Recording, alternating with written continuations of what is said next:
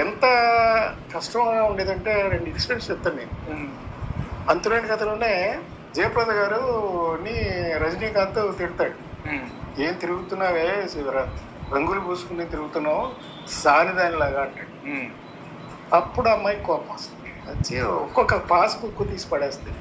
ఇదిగోరా ఇది నీ చెల్లెల కోసం, ఇదిగోరా ఇదేమో నీ కొడుకు కోసం, ఇది నీ గుడ్డి తమ్ముడు కోసం, ఇది నీ కోసం, ఇది మీ ఆవిడ కోసం, అన్ని మీకోసమే కానీ నా కోసం ఒక్క పాస్బుక్ ఉన్నాదేమో చూడరా. సంపాదించేది షోకులు చేసుకోవడానికి కాదురా, మిమ్మల్ని పోషించడానికి అది చెప్తుంది. ఇది ఎందుకు చెప్తున్నారంటే ఆ రోజు ఒకరోజు పొద్దున్నే షూటింగ్ స్టార్ట్ చేసాము.